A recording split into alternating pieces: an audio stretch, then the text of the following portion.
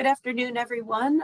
Today's webinar, Understanding the Evolving Market Dynamics, is sponsored by the Foundation of the Wall and Ceiling Industry. I am Anne Marie Salvatelli, Executive Director of the Foundation. Before we start, we have a few housekeeping items. All attendees should be on mute during the presentation. Should you have a question at any time during the broadcast, please submit it using the question box on your GoToWebinar dashboard. We will have a short Q&A following the end of the presentation. And last year, the Foundation of the Wall and Ceiling Industry developed a strategic plan and revised its vision and mission statements. A goal of the foundation is to increase the foundation and AWCI sphere of influence to become an industry resource for AWCI members. And the foundation and AWCI partnered with FMI to conduct a comprehensive industry business trend survey with our members. And the survey in today's presentation is funded by the foundation. So today's session is presented by Paul Trombitas with FMI.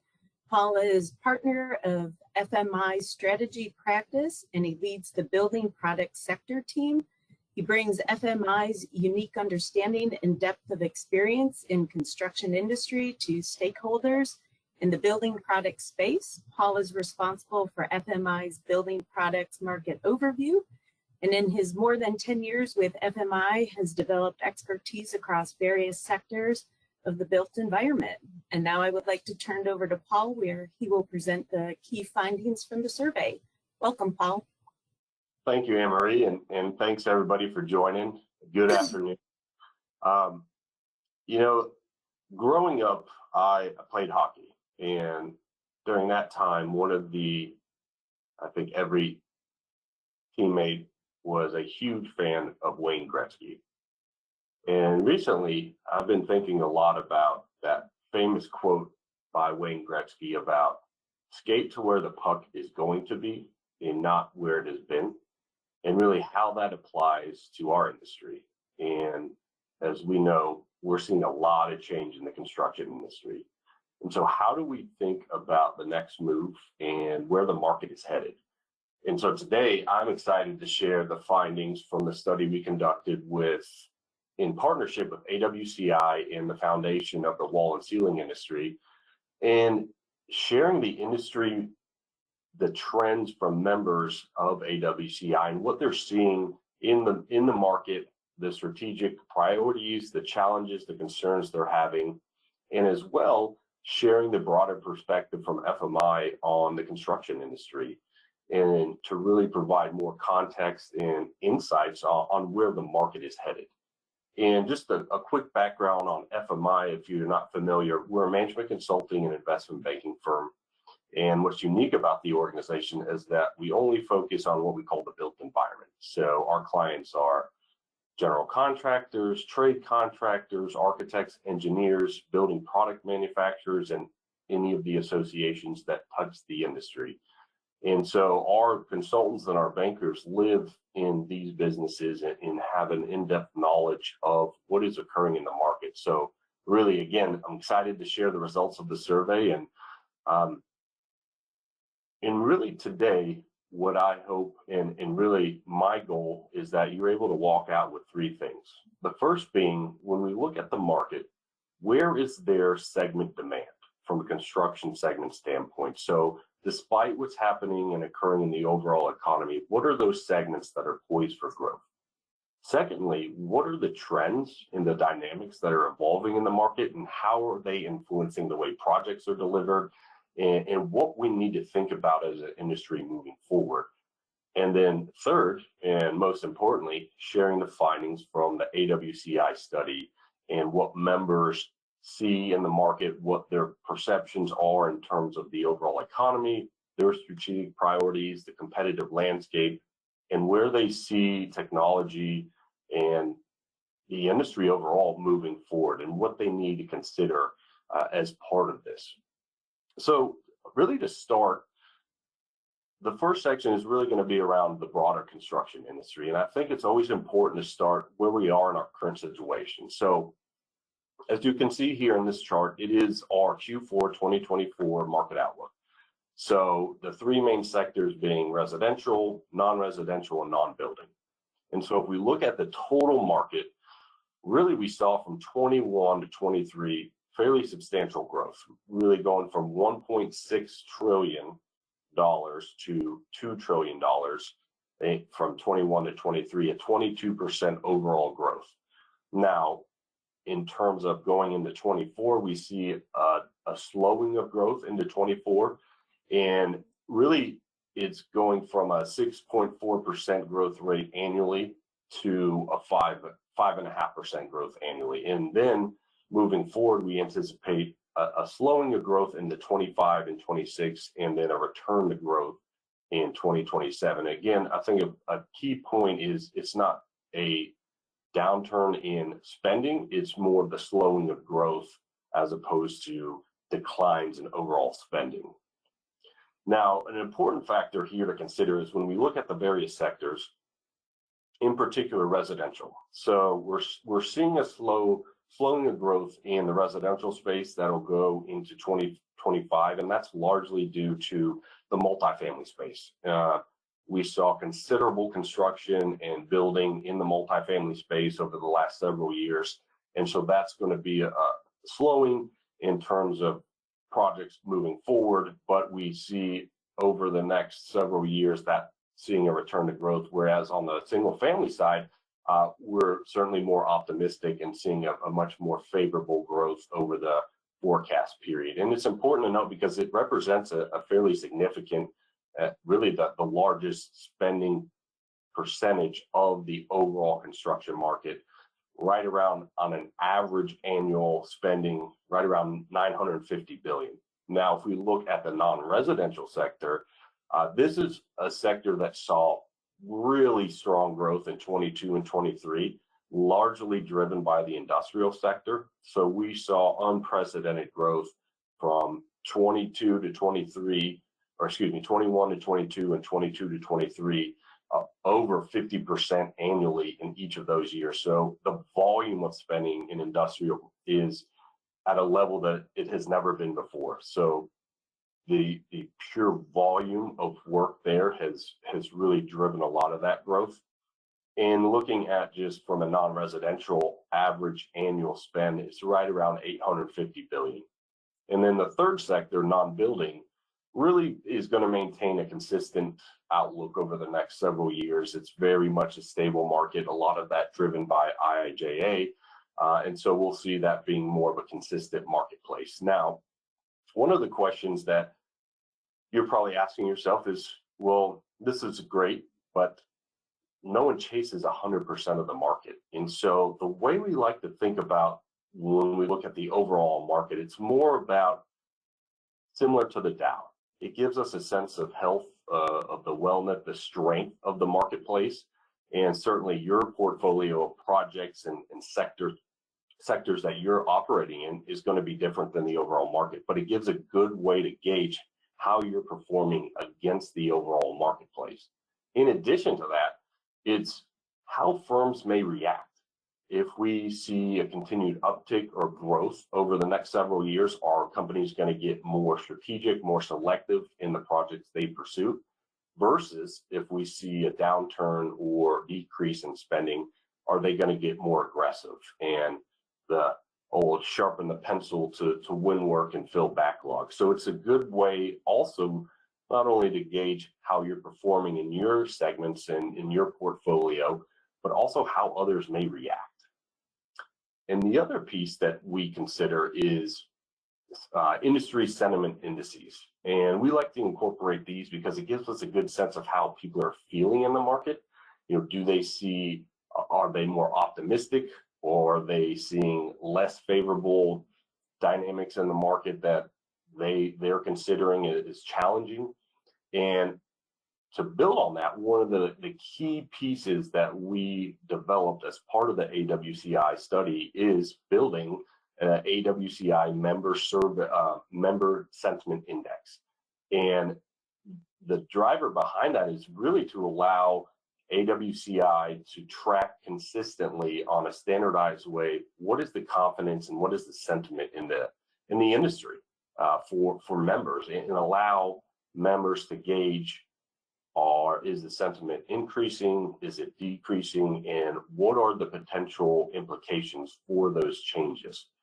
And the reason we look at these indices because they really give us a sense of what people are thinking a quarter or two down the road. And to give you some background, these are diffusion indices. So anything above a 50 is growth, anything below 50 is contraction, and 50 is stable. And one that I really like to call out is AIA because it's the architectural community, and they have a little bit more of a longer term view given their ties with owners and understanding what's coming down the pipe. And so we like to gauge that as a way a little bit further down the market. But I think it's important to note here, if we look at the scores from Q4, the non-residential, our proprietary index, the non-residential NRCI, increased by a point. So it was 47.2, it went up to 48.4, so sentiment's increasing slightly. And then another one is NAHB, which is a good gauge on the residential side and how home builders are perceiving in the market. And that has also increased over the past few months from 39 to 43. So small upticks, but similarly across the board here, right around that 50. So stable, but a little bit of uncertainty. And I know this is a bit of an eye chart, but it gives a good sense of historically how these sentiment indices have performed, right? And you can see the ones that have greater volatility. Certainly the NAHB, a little bit more volatile. But again, it goes back to the point of how people are feeling about the market.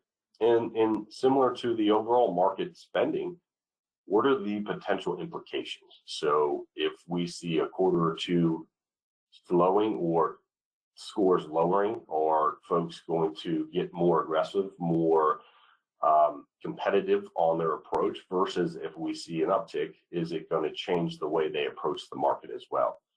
So big piece here is what are the consequences and how they drive behaviors, and it's a good way to get a sense of how people are feeling in the marketplace. So I started with the overall market, and really looking at the overall market is very much like looking at the surface of the water. It's really what is occurring beneath is what's important. And so the way we've started to think about this at FMI is really separating it into two buckets. So the first bucket being what we call the new economy, and that represents really that Z shift, if you will, kind of stable and then that high uptick in the marketplace. And that's really being driven by things outside of the overall economy. So societal, demographic, technological trends that are driving the demand of these project types. And another piece that I think is important to incorporate and that we've been hearing more and more about is with building automation, the IoT of construction is continuing to grow and impact the industry. And buildings are increasingly more complex, and not complex in terms of they're larger, but more what's included, the systems more sophisticated, and then incorporating enhanced opportunities for improving building performance. One of the owners I talked to recently, Northeastern, was really deciding how they are going to approach the delivery of their projects moving forward, just solely based on how complicated projects are becoming and how they are implementing a lot more of sophisticated systems in those projects. And so it really ties to that new economy being driven by more of the things outside of the overall economy versus our old economy. So those are really kind of the old way of doing things, if you will, how we used to do them, brick and mortar, a little bit dated. Think about office, certainly had an impact. We're seeing some of that, some potential growth with corporate relocations and TI, but overall it's really the way we used to do things in the markets that are much more driven by the overall economy. Now, I will say there are some interesting sub-segmentations in unique dynamics within each of those. And I like to use the example of movie theaters. So during COVID, movie theaters took a tremendous hit from streaming. You could, the day that a movie was announced and opened in theater, it was the same day that you could get it on whichever platform you had. And the example I like to share is I was on the road for quite a few weeks, and my son Colin had been talking about the movie Pinocchio. And so I'd called my wife and I told her, you know, I really want to take Colin to the movie theater to see Pinocchio. We're going to go to the movie theater that had the big couches and the recliners, and in my mind it was going to be great. And she said, well, we already watched it, because the same day that it went to movie theaters was the same day it was streaming on Disney. So they were my plans. But then on the opposite side, and I know that I can't see everybody's faces, but I'm sure there's quite a few Swiftie fans in the audience here. And with Taylor Swift announcing her partnership with AMC to provide the concert in the movie theater, you think about it. The average concert goer to a Taylor Swift concert spends roughly $1,300 to $1,500. That's ticket, travel, all of the things they buy at the concert. That's a substantial amount of money.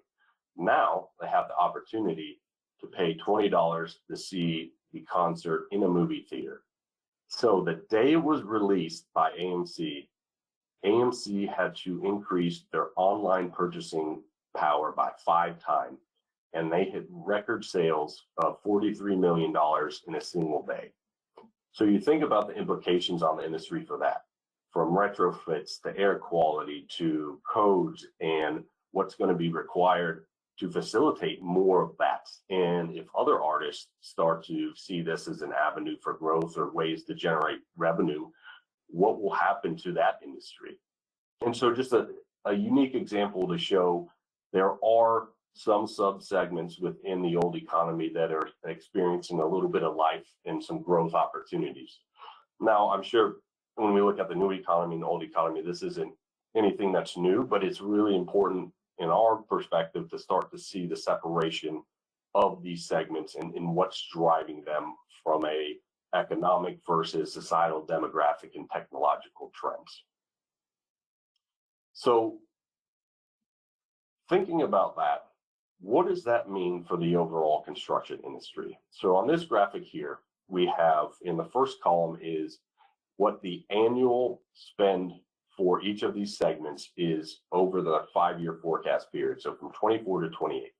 And the second column is what the compound annual growth rate is over that time frame.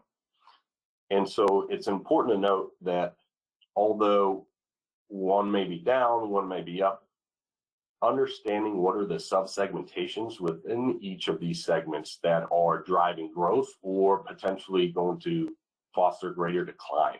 And so I think calling out specifically data centers. So data centers are a sub-segment within office. And over the next 5 years, it's anticipated that data centers are going to go from 20% of spending in office to 35% in 2028. So if you were to remove data centers from office, you'll see an annual growth rate of about 15% for data centers and a annual growth rate of about -4% for office. So it really has significant implications. The same thing going for commercial. When you look at warehouse is anticipated to be as much as 65% of commercial spending. Again, if you move out warehouse, you'll see warehouse is growing about 3 to 4% over the forecast period, but overall commercial, removing warehouse is going to be around a -2%. And then getting into the manufacturing, this is probably one of the biggest topics that we've been looking at over the past few years. And you think about the huge wave of battery plants, of EV, of semiconductors, pharma, food and bev. And so that substantial growth has created this new level of spending. And even though we see, roughly a -2% annual growth rate for manufacturing, the level of volume that it's at is unprecedented. And even though it's down, it's still, the volume is substantially larger than what we have seen historically. The other two that really stand out to me and I think are favorable moving forward are healthcare and education. In particular, education being one of the larger segments, and both public and private institutions being strengthened by IRA. And a lot of that is focused on energy efficiency, upgrades, retrofits, and enhancing building performance. And then on the healthcare side, we're seeing a resurgence in outpatient clinics as well as a strong push for hospital expansions. And so when you look at this, it really goes back to the question around what segments are being driven by the overall economy and the dynamics that are occurring in the economy versus those segments that are outside of that overall economy. And it's really towards the technological, the societal, and demographic trends. And if you were to place your bets and focus in on particular markets, where do you see the greatest opportunity and what's going to influence that moving forward? The next piece in that is from a geographic standpoint. So if we look at, there's roughly 384.5 MSAs in the United States. Of those, there are 12 MSAs that represent 35% of construction spending. And those are the dark blue or the blue areas on the map here. So Chicago, Seattle, San Francisco. And then if you add the next layer, so it's 12 additional, not even to 25, those represent 50% of spending in the US. So you think about just the trend in urbanization and the concentration of spending is getting more and more centralized, if you will, across the US. And an interesting point here is when we look at corporate relocations. So corporate relocations over the last several years haven't been to those major top 12. It's really been to those secondary cities. So Charlotte, Austin, Nashville, Raleigh, Tampa, Denver. So as we see the population in net migration trends, we're really starting to see that fuel a lot of the corporate relocations. And over the next 5-10 years, really providing the foundation for these to be much larger markets moving forward. And another piece of that is we get a lot of calls from clients asking about expanding into new markets. And the first question we always ask is, well, why is that? Are you going with a client, or you have a specific competitive advantage? Because if you're looking at Chicago, a Dallas, a Houston, talking with contractors, suppliers, and manufacturers in those regions, I have yet to hear one say, you know what we need? Another competitor. And so it really gets down to what are the reasons, what's driving the opportunity in moving into those segments, and what can you do it from a competitive differentiation standpoint? And then if you are in those markets, how do you maintain that foothold and solidify the relationships and continue working with the customers in the segments? Because those geographies are very similar. They're bug zappers, right? Everybody wants to go there. And so it really comes down to where spending is occurring continues to be in an increasingly limited number of geographies, and the secondary markets are continuing to grow. And how do you fortify the position if you are in those segments? And then if you're moving into them, what are you going to do to truly differentiate and capture share? So I'm going to switch over now to some of the trends in the industry. And the first one I wanted to start with is the use of alternative delivery methods. So this is specifically related to design build. And so we forecast the design build to reach upwards of $400 billion by 2026. And a number of factors have played into that. One being legislation allowing for the greater use of alternative delivery across states, going back to the level of complexity on projects and owners looking for outside input on potential innovations or way to deliver projects in a more effective, efficient, better way. One good example I have is talking with the folks at Princeton. So they were doing something that has not been done at that university ever. They are increasing the student population by 20%. In order to do that, they have a $5 billion capital program. Not only do they have that, they have a carbon neutral goal by 2046. To build on that, they're going to use design build as the method to deliver these projects. And this will be the first time that they've used design build. So they are looking for partners that understand that delivery method, that understand the importance of increasing that student population and not disrupting what is already in place and aligning with what those goals and what success looks like for those projects. And the other piece is we continue to see manufacturers and suppliers reach out in seeing and stating that they're seeing an increase in the use of alternative delivery methods and determining how can they get a better position up the, if you will, up the food chain, and how do they get that seat at the table to influence design, to influence product solutions, and what is the ultimate technologies, products that is going to allow for the best result of these projects. And you think about the industry and a big driver around why design build and alternative delivery methods or collaborative delivery methods have been increasing in utilizations is really it's the ability to get the right team in early, understand what the needs, demands, and goals are of the owner.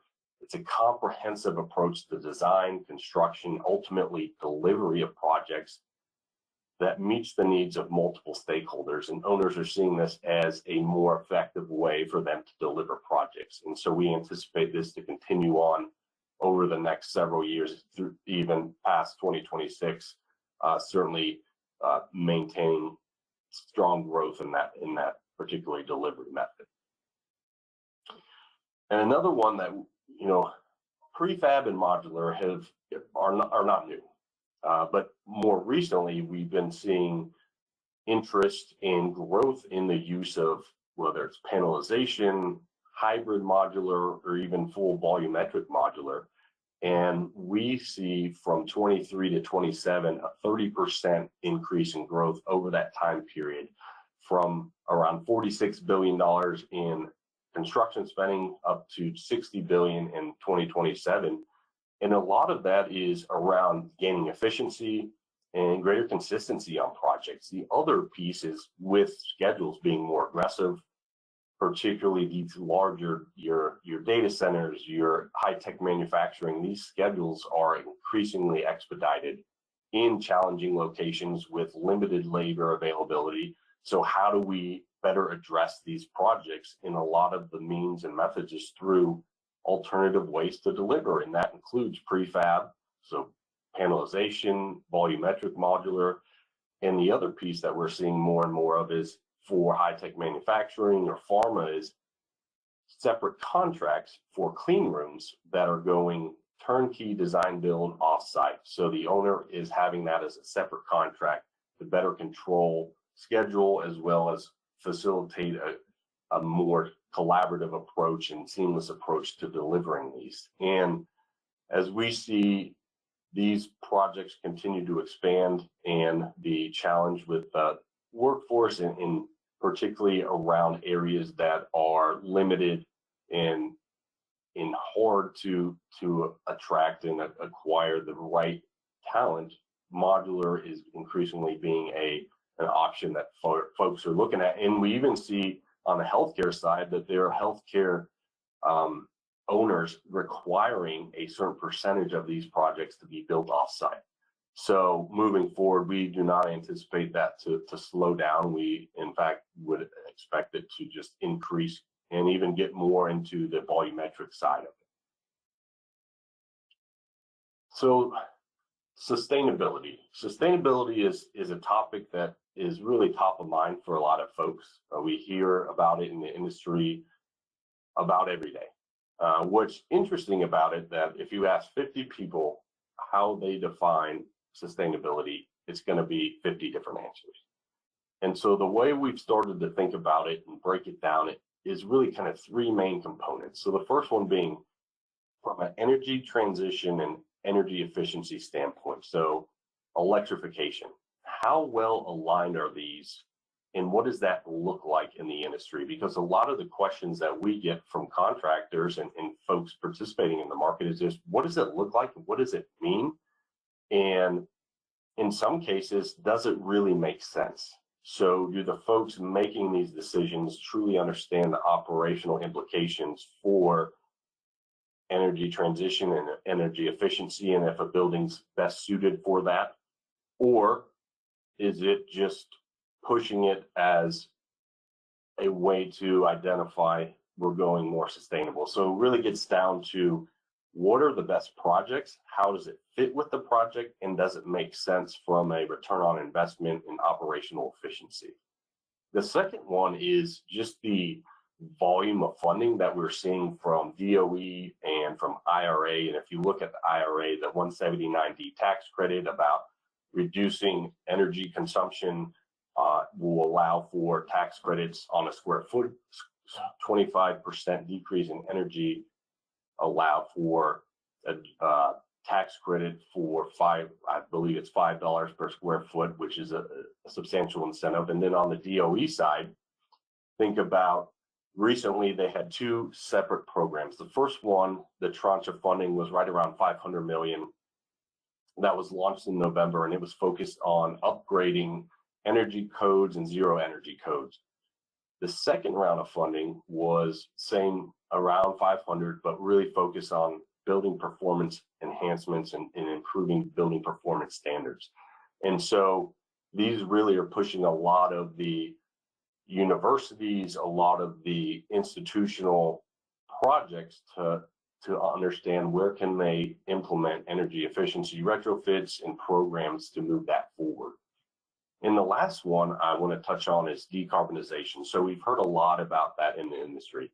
There are a lot of firms that are making public declarations around reducing carbon footprint, and part of that includes assessing the embodied carbon on projects. Now, this has been a topic it's quite challenging in that there's not a truly equitable way to measure embodied carbon across all product categories.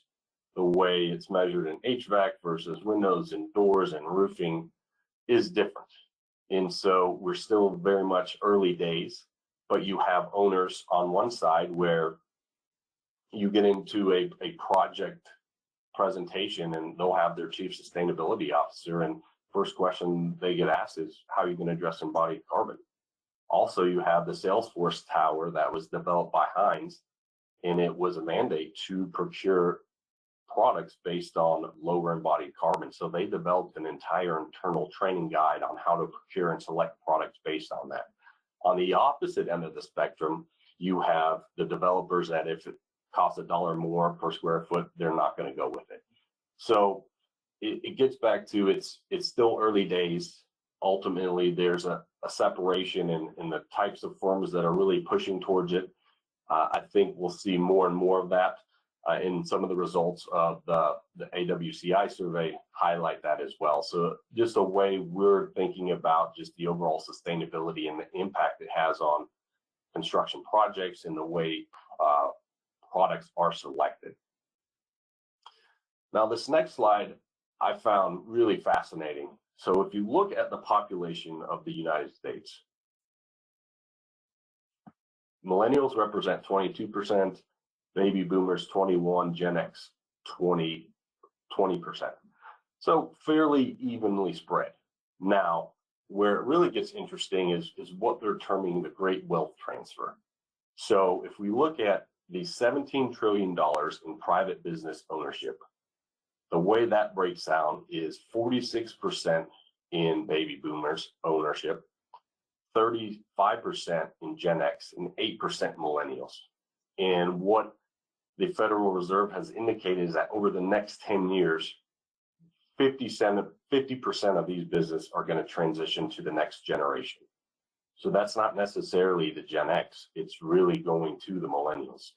So, and the key piece here is understanding from your customers, not only internally understanding who next in line is and who is going to take the company to the next stage, but also within the clients that you're working with, who are the folks that are poised for taking over, and what is the level of relationship you have? Have you zippered the relationship between your next in line and their next in line, in how they buy? What do they care about? What's important for them in the decision-making process? And it really is almost a succession plan for your customers, because at the end of the day, if you don't have an understanding of who is next in line, what they care about, how they're going to buy, you could end up on the bid list or not be invited. And that's something we're seeing more and more firms think about strategically, and how do you position the right folks internal with your clients and aligning them in that zippered approach. And to build on that, when we look at the overall construction industry, certainly has some work to do on just ownership transition. This is results from our most recent ownership transition and management succession study. And the big key points here is when we look at the number of firms that have a formal plan to transfer ownership, 58% do not have one.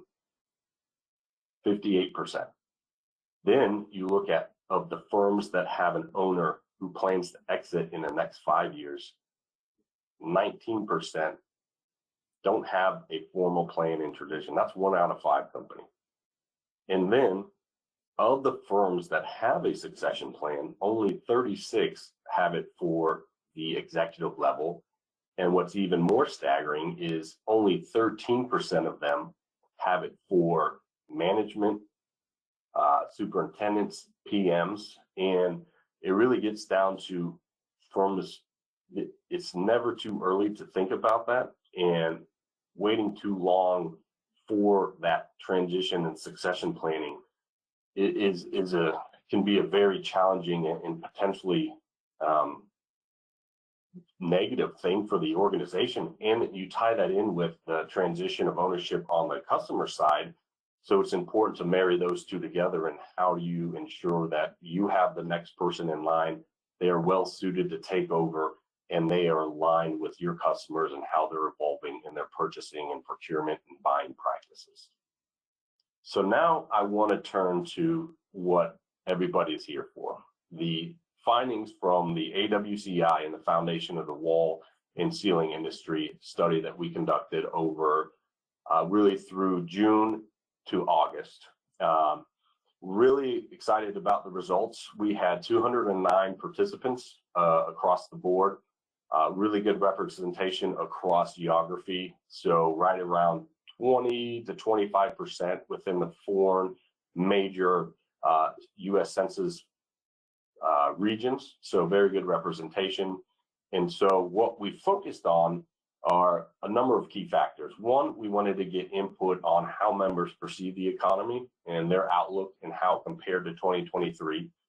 The next was what were strategic priorities, and then what were major challenges and concerns that firms were facing, and then how aligned were members across the challenges each were facing. And so to dive right in, this first slide here shows we wanted to gauge how members and their sentiment on the overall economy, the construction market, and in the wall and ceiling market was compared to 2023. So when we asked the question, what really stood out here is, on average, 40% of respondents indicated that it is worsening from 2023. And then to build on that, 40% on average indicated it's about staying the same. So roughly 80% of respondents either indicated it's worsening or staying the same, and then only 20% said that it's improving over 2023.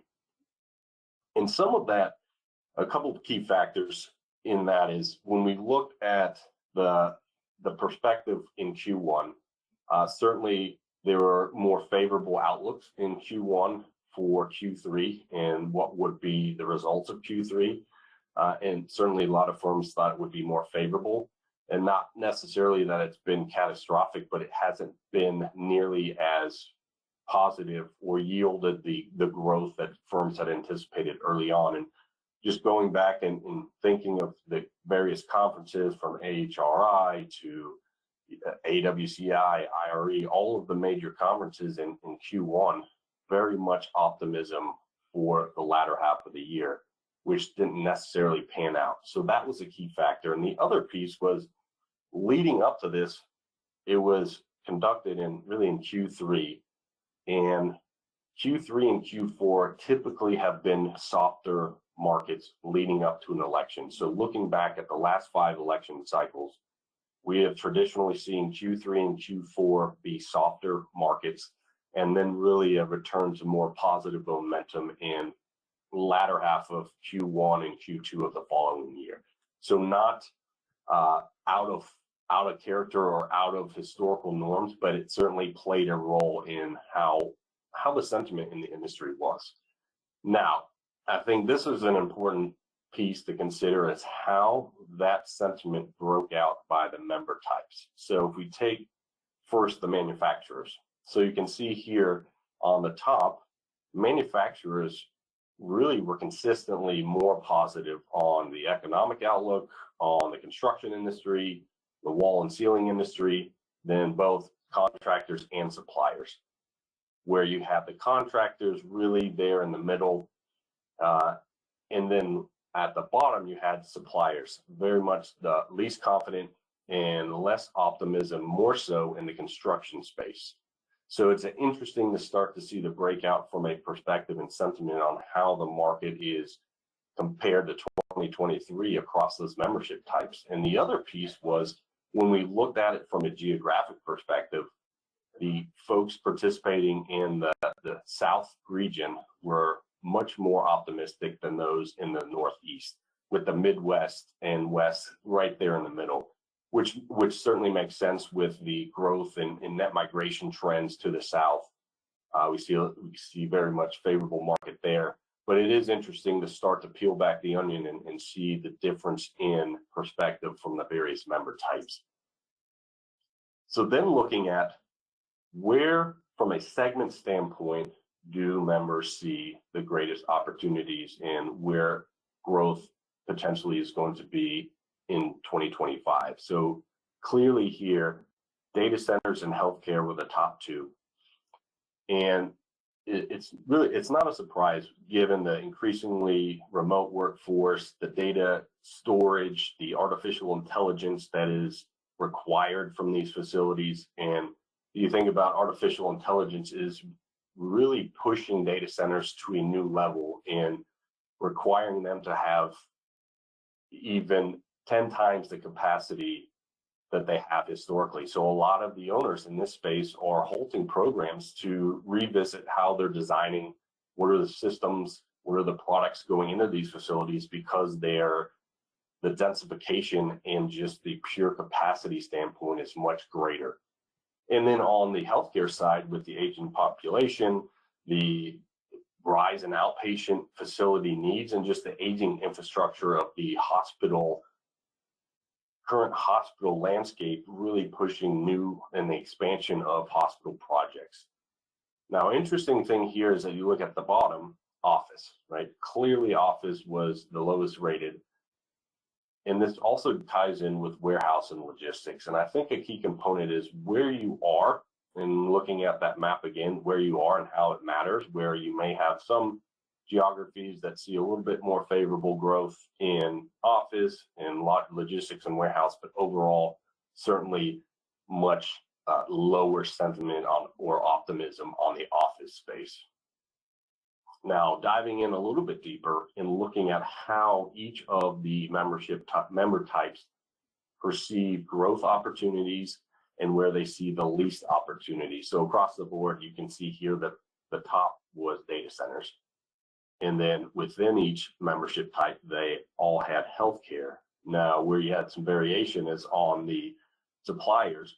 They see more optimism in transportation, and that was really related to transit facilities. So with a terminal and airports or transit hubs, and seeing that particularly with IIJA funding and just the massive amount of projects that are occurring for expanding airports or renovating the transit systems, And then on the manufacturer side, interestingly, they see single family as the second most favorable market for growth. And certainly there have been challenges. Affordability is certainly a big one within the single family market. But as we move forward and see continued growth in R&R work, certainly was driving a lot of that sentiment, more optimism in the single family. And then on the contractor side, more on the institutional, so K through 12 with the upgrades and the funding from IRA.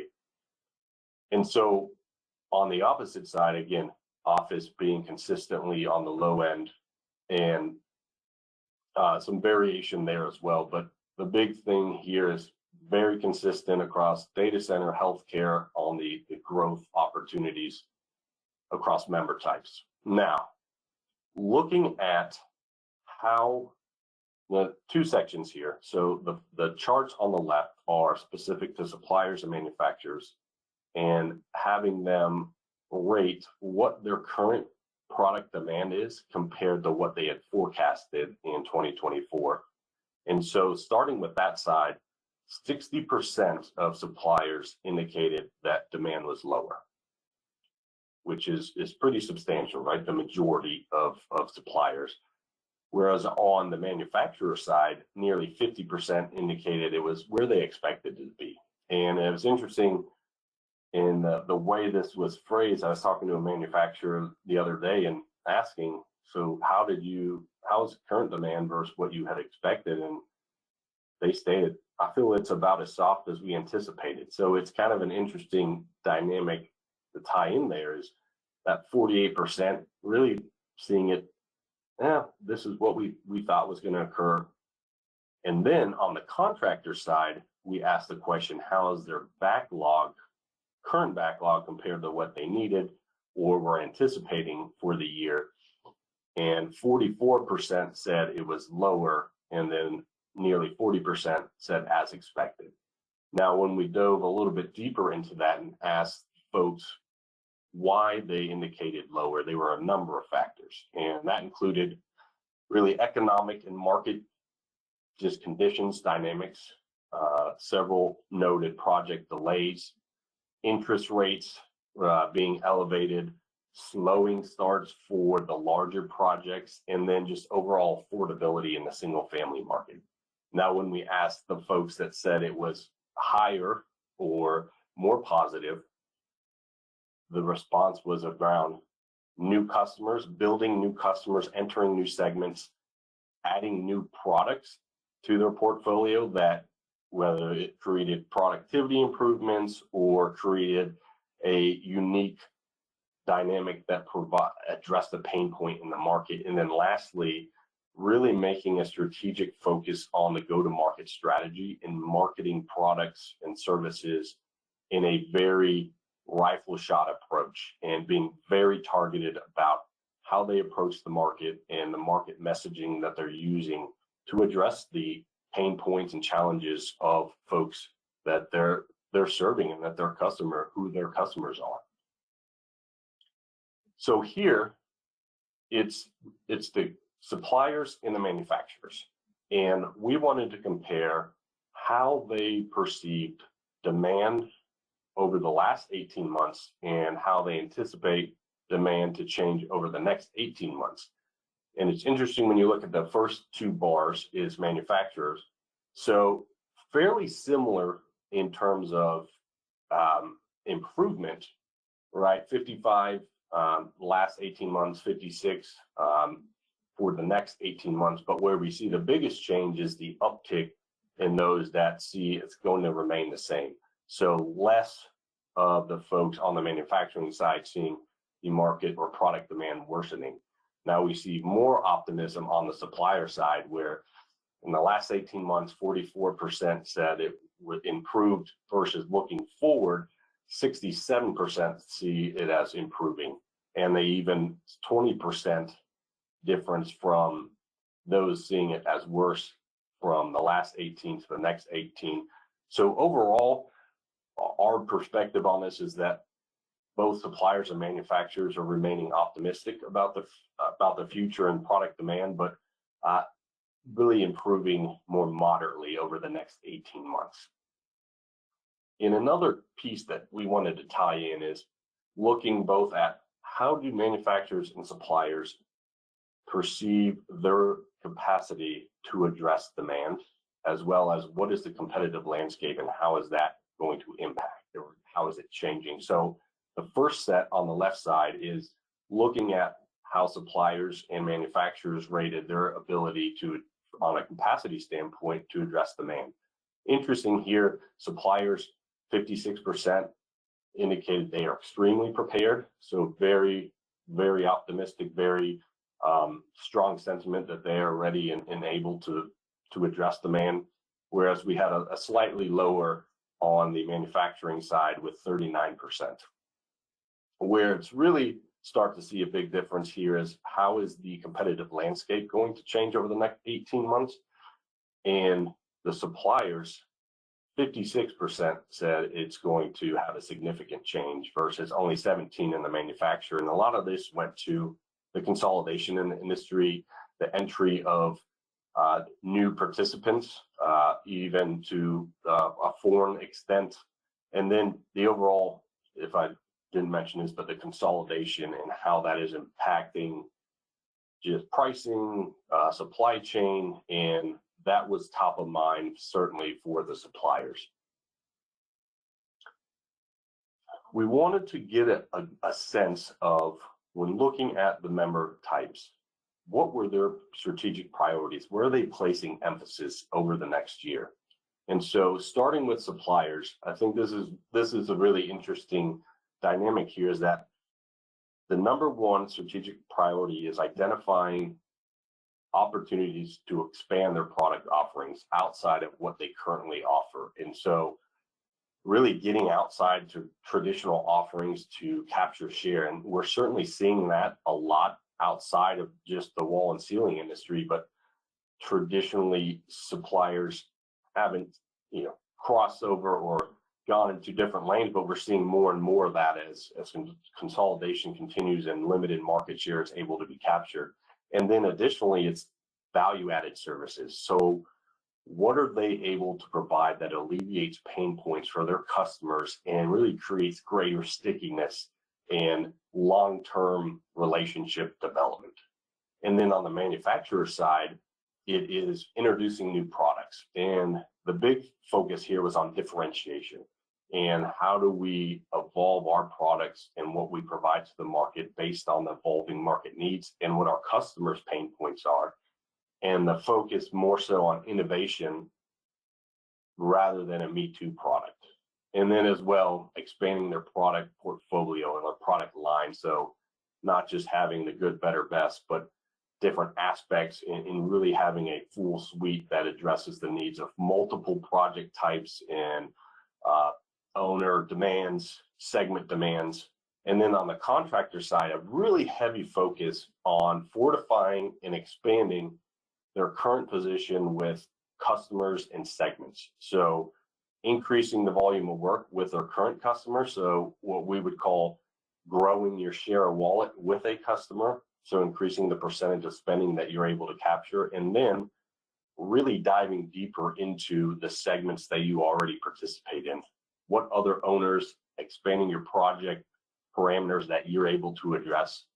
And then another piece that is outside of this from an open-ended standpoint, other big strategic priorities were around succession planning and workforce development, which is certainly not a surprise to folks, but certainly noteworthy, and that is also part of the strategic priorities over the next year. And so talking about challenges, as I mentioned at the very beginning, change is occurring. We're seeing a lot of change in the industry. And so as a result, what are the biggest challenges for the various member types? And we provided a list of 17 different potential challenges.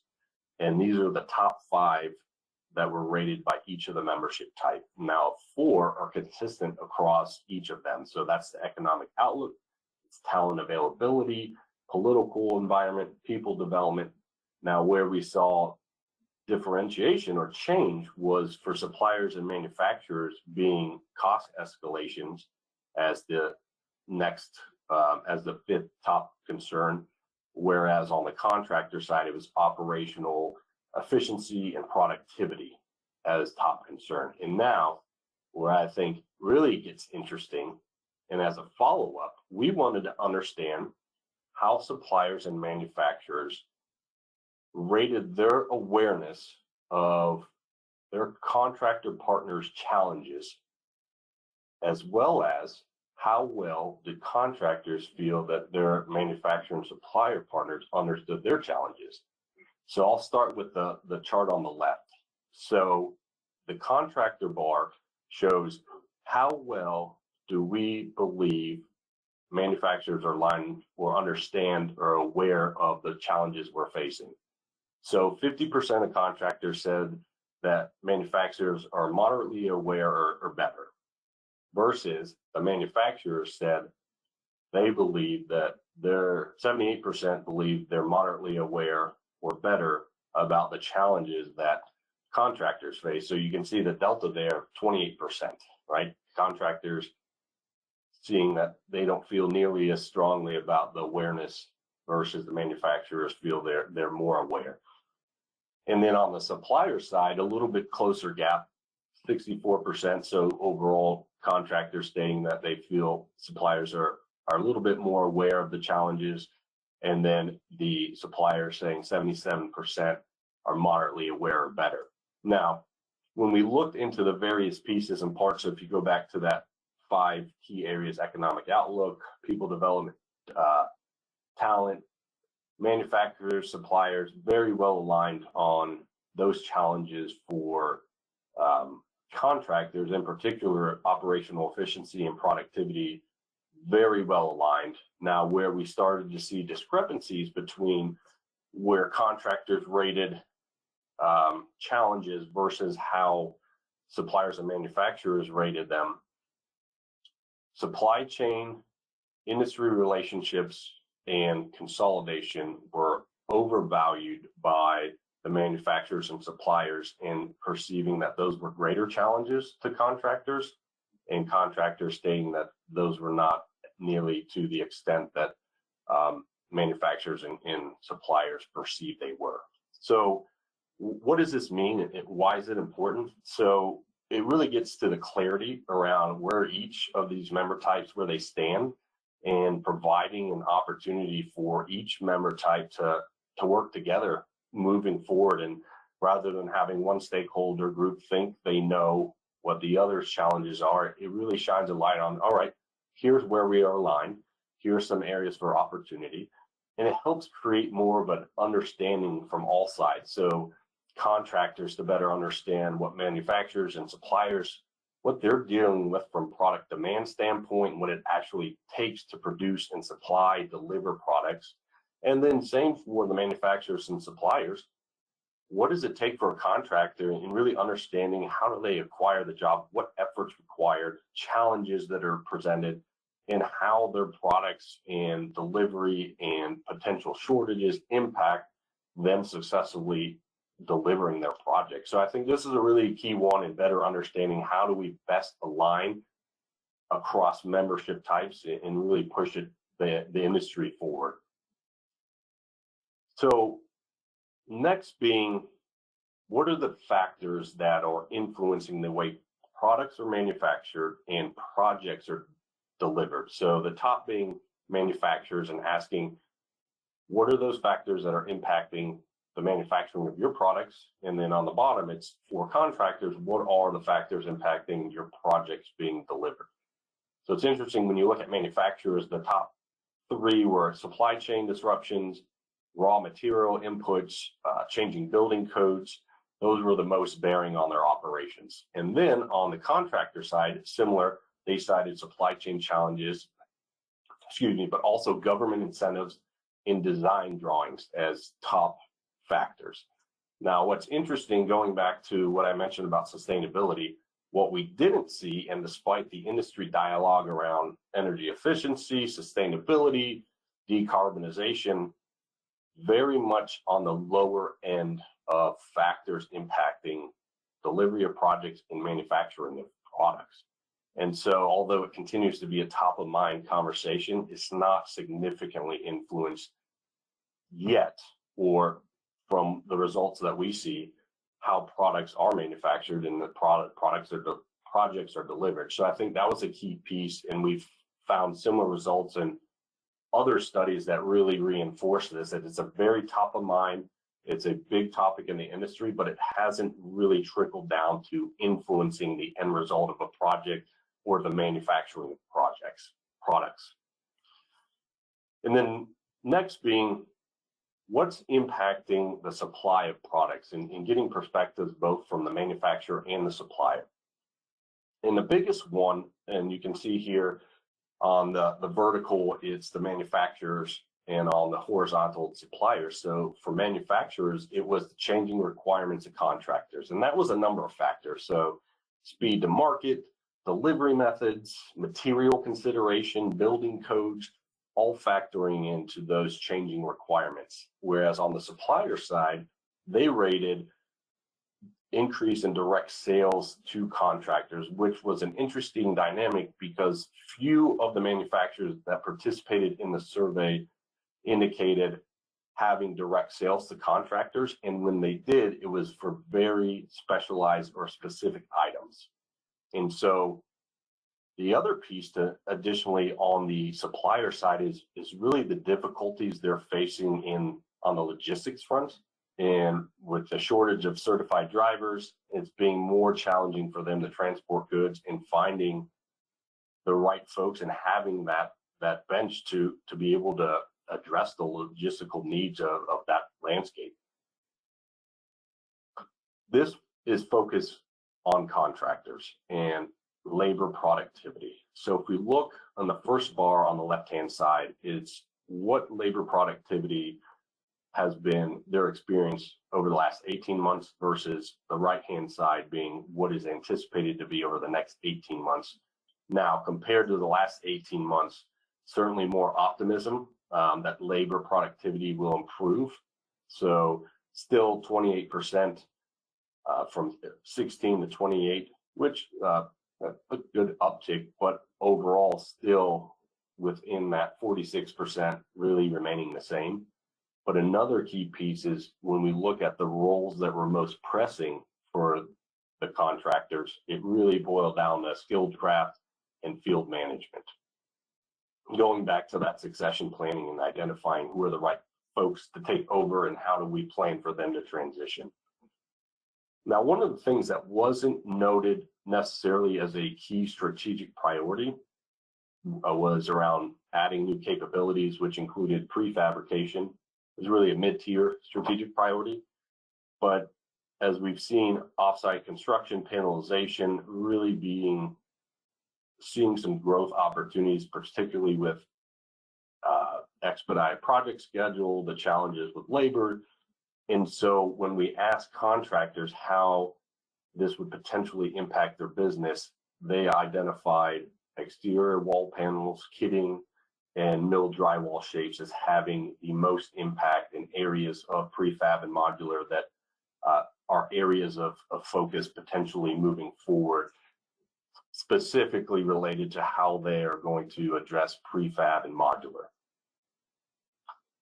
So second to last, I want to touch on technology and what did firms see as the biggest technologies, competencies that were going to impact their businesses moving forward. So I'll start with the suppliers.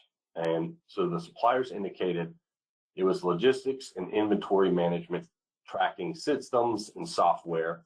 So vehicle monitoring technology as well. And really what it came down to and what the firms expressed was, how do we better help suppliers understand product movement and delivery?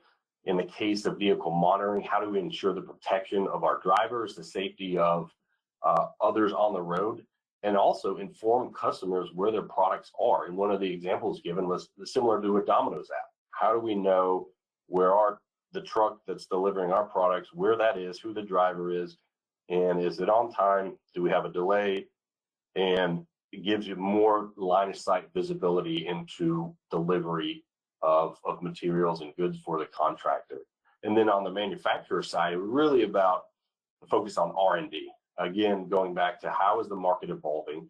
What are the products that we can deliver that are going to alleviate pain points and challenges for the customers? And then additionally, how do we implement more around automation and making production facilities better track productivity? And how do we limit the number of individuals? And if something took 5 individuals, can we get that to 1 or 2? And so how do we streamline and make these processes more efficient?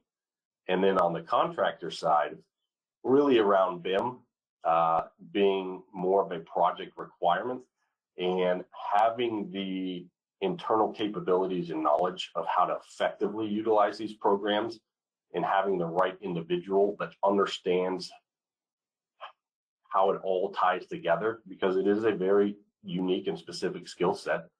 And then additionally, from a robotics standpoint, which I found pretty fascinating, is this being an emerging opportunities for contractors, and how do they incorporate these into their projects? And one of the quotes that stood out to me is a contractor saying, so my curiosity is really around, these sound great, but how can we make them more accessible to a wider range of people in the industry? And what are the steps needed to take to make this widespread and make and allow for greater efficiency and adoption of these technologies? And then lastly, across the board, certainly AI. AI is changing a lot. If you haven't tried ChatGPT, you are truly missing out. You will not have to write another email again, because it can eloquently put 2 bullet points into a well-written email. So if you haven't tried it, certainly try it. But what is the level of AI that companies are incorporating? And it's certainly on varying degrees, and we have some companies that assisting with contracts, others editing documents, and then getting more to how we consolidate our processes and make them better, and how do we allow for AI to help facilitate that.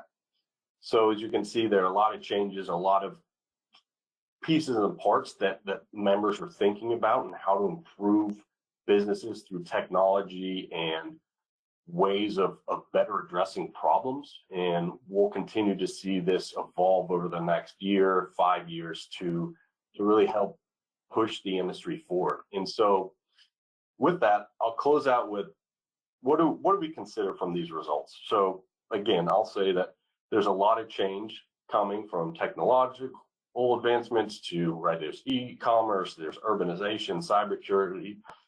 And so how are these trends shaping our market opportunity?